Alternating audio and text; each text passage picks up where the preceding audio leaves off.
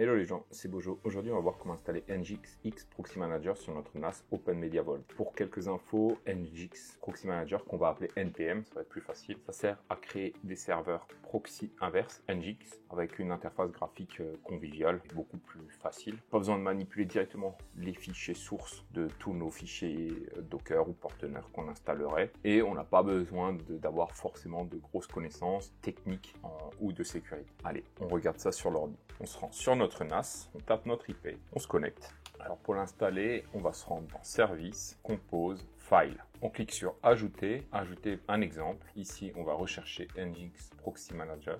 Donc il se trouve là, on va lui donner un nom, je vais l'appeler NPM et je vais faire enregistrer. On n'oublie pas d'appliquer et de valider. Là, on peut voir qu'il est down, il est éteint. On va juste regarder, on clique dessus et on fait modifier.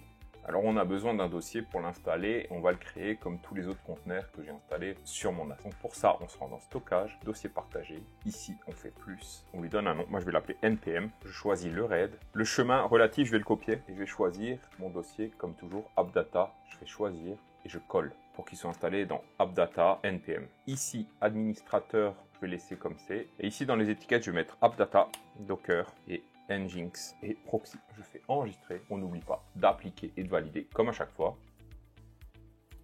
Avant de retourner configurer NGX, on doit prendre le chemin relatif qui se trouve là. On fait copier. On retourne dans Service, Compose, File. Ici, on sélectionne NPM et on fait modifier. Dans le service, pour faire rapide. Donc ici, c'est le service, c'est l'image. Donc la dernière image de NGX. Il va toujours redémarrer. On peut mettre All Wave pour qu'il redémarre à chaque fois avec notre NAS. Ici, c'est les ports. Donc le port 80 pour le HTTP, 443 pour le HTTPS et le port 80 pour l'interface. On va le changer, on va mettre 80-81. Et ici, il nous demande de changer les volumes.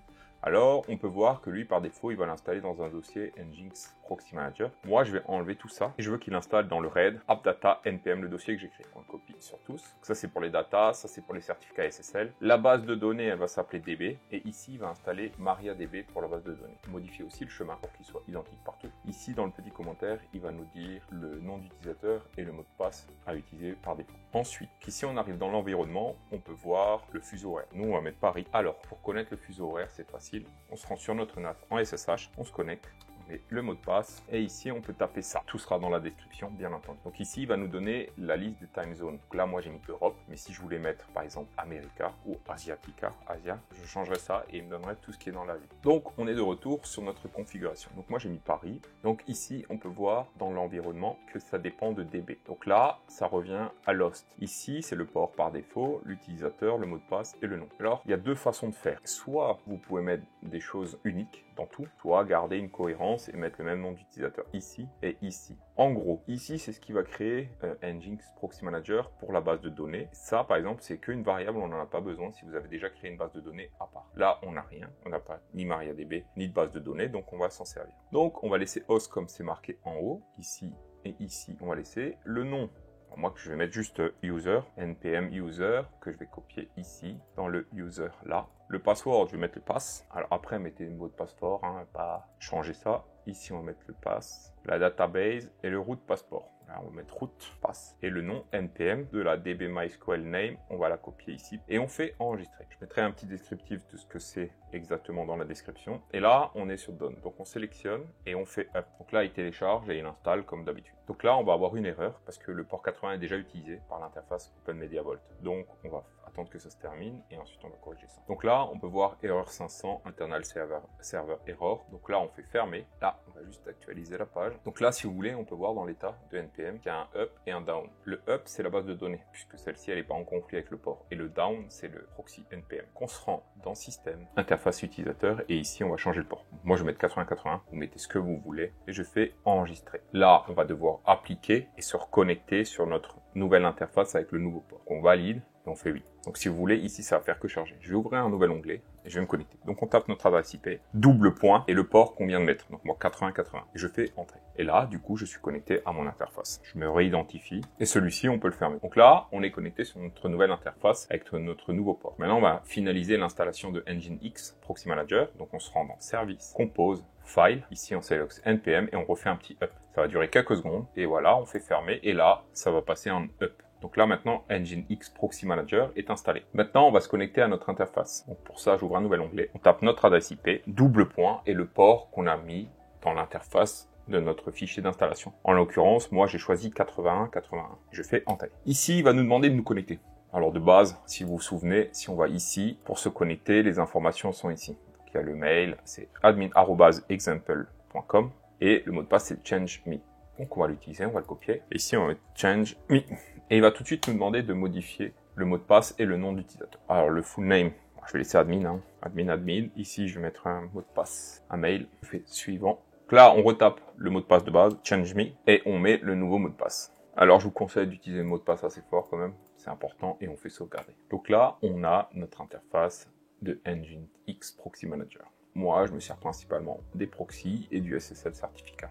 Ici Access List, c'est comme une double authentification si vous voulez. En gros, quand vous allez vous connecter sur une adresse IP ou sur un nom de domaine que vous allez utiliser, il va vous demander un nom d'utilisateur et un mot de passe avant d'arriver sur l'identification du conteneur. Ce qu'on va faire maintenant, nous, c'est qu'on va créer des certificats SSL. Donc pour ça, on se rend sur Cloudflare et on va créer un compte. On fait s'inscrire, on prend la version gratuite, ça suffit. Donc on va se connecter. Ici, vous pouvez sélectionner si vous voulez recevoir des mails occasionnels. Moi, je le mets pas, je fais sign up. Là, on va taper le nom de domaine, on choisit le plan gratuit, on fait continuer. Donc là, il va me passer les serveurs DNS à copier sur mon hébergeur de nom de domaine pour rediriger Bojotech vers Cloudflare. Vous devez recevoir un mail de Cloudflare aussi pour valider. N'oubliez pas de le valider. Donc voilà. Donc ici, il m'a déjà créé mon Bojotech. Je vais continuer. Ici, il me panne les noms de serveurs. On va changer ça dans les DNS. Donc je vais copier le premier. Je vais me rendre sur Infomania. Moi, je me rends dans domaine. Donc j'en ai plusieurs. Donc ici sur Bojotech, je clique. Et à gauche, je choisis serveur DNS. Alors, selon l'hébergeur que vous utilisez, ce sera différent, mais le principe reste le même. Ici, on va faire modifier les serveurs DNS et on va choisir DNS personnalisé. On copie le premier, on prend le second et on le copie dans les seconds. On va faire vérifier et valider. Là, il va dire que voilà, tout est bon. Ça peut durer jusqu'à 48 heures. On retourne ici et ici, je vais faire continuer. Maintenant, ce qu'on va faire, c'est créer un certificat SSL. Donc, on se retourne sur Nginx Proxy, sur l'interface de NPM.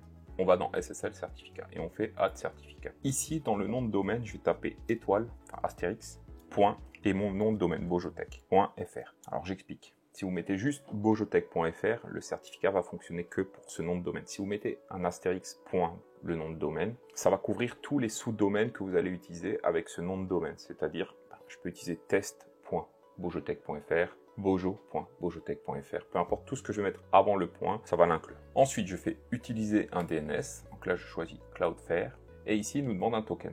C'est une clé à usage unique qui permet de nous identifier par rapport à notre nom de domaine et nos certificats. Donc pour le créer, on se rend de nouveau sur Cloudflare, et je me rends dans mon profil. Je clique sur le petit bonhomme, My Profile, et là on fait API Token. Donc on va faire Create Token, ici on va choisir Edit Zone DNS, ici, donc dans la première, on touche rien. Dans la zone ressources, on va choisir Bojotech et c'est tout. Et on fait continue. On fait create token. Et ici, il nous donne notre token. De toute façon, vous pouvez le voir, il sera supprimé directement après. Au cas où il y en a qui voudraient l'utiliser. Voilà. On le copie, on se rend ici, on le colle. Et ici, on n'oublie pas d'accepter et on fait sauvegarder. Ça peut mettre plus ou moins de temps, mais ça, c'est variable. Donc là, on a nos certificats SSL qui seront générés automatiquement par NPM. Maintenant, ce qu'on va faire, c'est rediriger le nom de domaine vers l'adresse IP de notre box. Ce qu'on va faire, c'est qu'on va se connecter à notre box internet pour ouvrir les ports. Donc moi, je suis chez Bouygues. Après, d'une box à l'autre, ça peut changer. Ça, c'est à vous de voir où ça se trouve. Donc moi, je vais me rendre dans service de la box, redirection de port. On arrive ici. On va s'occuper des NAT et PAT. Donc moi, il est déjà créé, je vais vous montrer. Donc en gros, vous allez ici, vous mettez un nom, peu importe. Vous choisissez TCP. Donc là, moi, j'ai une adresse, mais je pourrais choisir une adresse IP si vous avez votre NAT, qui a une IP fixe. Théoriquement, moi, je pourrais choisir 192.168.31.91 pour que ça aille directement vers mon NAS. Moi, je redirige tout vers mon routeur et c'est mon routeur qui gère ensuite le trafic. Donc vous choisissez une adresse IP, donc on va montrer. Donc ici, vous choisissez, je vais taper l'IP comme vous. Je choisis le port, donc 443, et le port interne et le port externe. Voilà, c'est tout et vous faites appliquer. Donc là, moi, je vais pas le faire. Et en gros, vous aurez ça. Donc le TCP, IP externe, le port interne, le port externe, et l'équipement réseau local. Voilà. Une fois que vous avez fait ça, on n'a plus besoin de ça, on se retourne sur Cloudflare. Sur Cloudflare, on va créer un nom de sous-domaine. Donc pour ça, vous retournez sur votre site, dans website Bojotech, pour ma part. Et ici, dans les DNS, je vais faire un record. Donc là, on peut voir que j'ai un DNS qui redirige Infomaniac vers Bojo. Maintenant, ce qu'il faut connaître, c'est son IP public. Donc moi, je tape mon IP, mon IP, et vous allez sur adresse IP. Vous arrivez ici, et ici va vous donner votre adresse IP. Bien sûr, la mienne sera masquée. Vous la prenez et vous la copiez. On retourne sur Cloudflare, et ici, vous faites Add Record. Un nouvel enregistrement, vous choisissez A, ici vous mettez le nom, donc vous choisissez votre nom de sous-domaine. Moi je vais choisir bojotech.fr. Là vous mettez celui que vous avez. Et ici vous mettez l'adresse IP que vous avez. Et vous désactivez bien Proxy Status, parce que nous on utilise NPM comme proxy. Et on fait sauvegarder. Maintenant, si on se souvient, moi j'avais installé Omar déjà dans une précédente vidéo. Pour me connecter, j'allais sur mon adresse IP. Et là je me rendais sur Omar. Maintenant vous voyez que là c'est une IP interne. Mais moi je veux y avoir accès depuis l'extérieur. Donc ce qu'on va faire, c'est qu'on retourne sur Cloudflare. Ici on va faire un nouvel enregistrement. On va sélectionner le type CNAME. Là, le nom, je vais créer Omar. Et ici, dans la target, donc soit je pourrais mettre .bojotech, bojotech.fr, mais vous allez juste taper arrobase et lui va rediriger. Ici, vous pouvez le voir qui redirige à omar.bojotech.fr. C'est un alias qui est redirigé. Voilà. Et on désactive le proxy et on fait sauvegarder. Maintenant, on va ajouter tout ça dans l'interface de Nginx Proxy Manager. Quand on se rend sur Nginx, on va dans les hosts, proxy host, et on fait ajouter. Donc ici, on va choisir le nom de domaine. Donc on tape omar.bojotech.fr. Et on n'oublie pas de faire entrer, sinon ça ne va pas le valider. Ici, on laisse HTTP et notre adresse IP. Notre adresse IP du NAS. Et ici, on met le port de notre conteneur. Ici, vous mettez le port que vous avez mis dans l'interface. Si vous avez mis un autre port, si vous avez mis, je sais pas moi, 10.099, vous mettez 10.099 dans le port. Moi, je coche le cache AZ et le block command exploit et le WebSocket. Je coche tout pour plus de sécurité. Je choisis SSL. Et ici, en fait, c'est celui qu'on a créé avant. 3 possibilités. On peut en avoir plusieurs. Il n'y en a pas. Vous utilisez l'NScript, donc il va en générer un automatiquement via l'NScript. Et le nôtre qu'on a. Donc là, on va sélectionner le nôtre, bojotech.fr. Je fais force SSL, HTTP2, HTTPS activé et le HTTPS des sous-domaines. Et on fait sauvegarder. Donc là, théoriquement, si je tape omar.bojotech.fr, je serai redirigé vers mon compte mère Omar. Ok, donc je me rends sur mon navigateur de téléphone pour vous montrer. On peut bien voir que je ne suis pas connecté en Wi-Fi, que je suis en 4G. Je vais taper omar.bojotech.fr. Alors sur le téléphone, là, sur ce navigateur que j'utilise, il y a toujours un petit problème, il me met jamais le HTTPS. Mais si je change et je mets HTTPS et que je fais entrer, là on peut voir que j'ai accès à ma connexion. Donc maintenant, si j'utilise une navigation privée et que je tape omar.bojotech.fr et que je fais entrer, j'arrive bien sur mon nom. Et on peut bien voir ici le HTTPS. Donc mon nom de domaine est sécurisé. Donc là j'ai accès. Donc là, on a vu comment installer Nginx Proxy Manager sur notre NAS OpenMediaVault en Docker Compose, créer des DNS via Cloudflare pour qu'il redirige le trafic de notre nom de domaine ou notre nom de sous-domaine vers notre adresse IP de notre NAS et avoir accès depuis l'extérieur à notre NAS. Moi, sur mon NAS en production, quand je me connecte, donc je tape mon adresse de sous-domaine, par exemple omar.bojotech.fr, je vais arriver sur une première page d'authentification avec un code à usage unique pour pouvoir me connecter depuis l'extérieur. Dans les règles, j'ai mis que si je suis sur mon réseau local, j'ai juste la double authentification avec un mot de passe et un nom d'utilisateur de Hotelia, et ensuite le nom de mot de passe du Docker du conteneur en question. Mais ça, on verra dans une prochaine vidéo. J'espère que ça vous a plu. Si vous avez des questions, n'hésitez pas. Je vous dis à la prochaine. Ciao!